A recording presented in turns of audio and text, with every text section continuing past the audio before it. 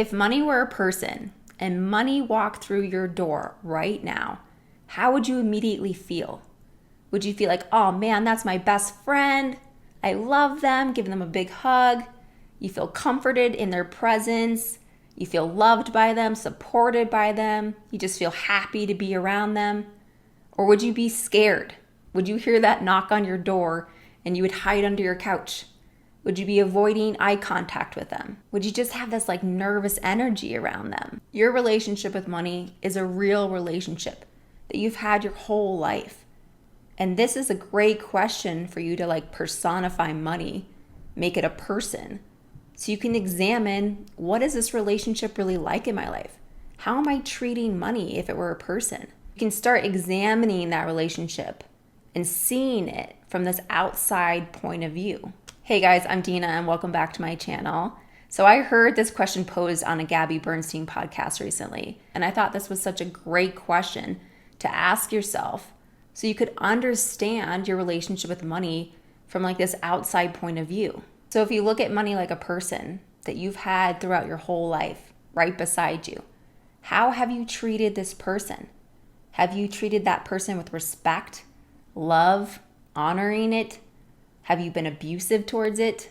Have you been neglecting it, avoiding it, fearful of it? Money is a real relationship in your life.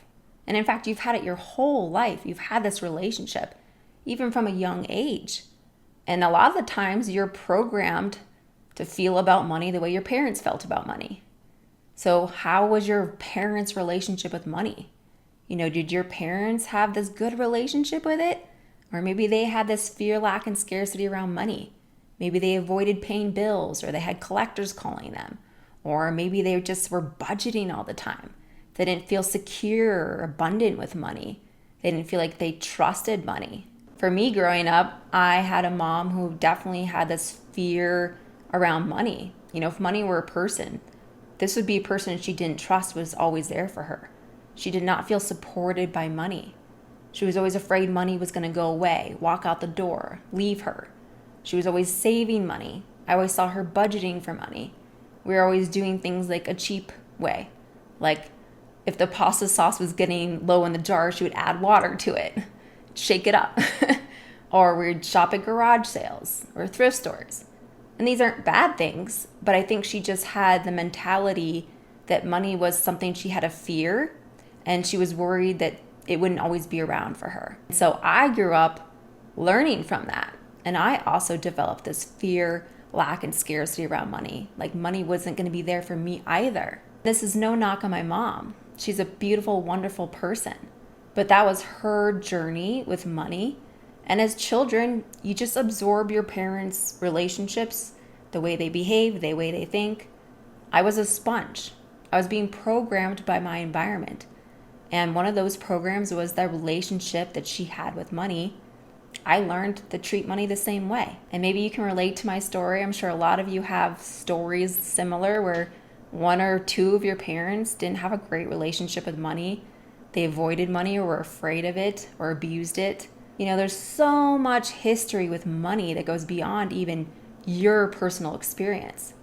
So take a minute to examine your personal history with money, including childhood or your parents' history, and then your current relationship. What is your current relationship with money? Are you treating it the same way that your parents did? Wake up call, because I did. But once you become conscious of if money were a person, this is how I'm treating it.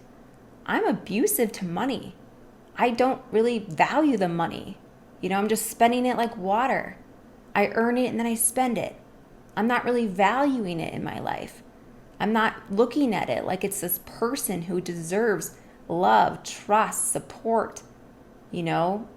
Start viewing it that way, and you can start treating money like it's your best friend. And that's how you heal your relationship with money. Part of the healing process with money might be having to say, I'm sorry. You can say, I'm sorry to money. I'm sorry I treated you so badly. I'm sorry I didn't value you. I'm sorry I was always, taking from you and never replenishing. Maybe you have to just stop avoiding it. Avoidance can look like not checking your bank account, not checking your investment statements, avoiding looking at it because you're nervous. But if you can look at it head on, look at it in the eyes like it's a person and just say, I'm going to face what I've done to you. I'm sorry. I apologize for neglecting you, avoiding you.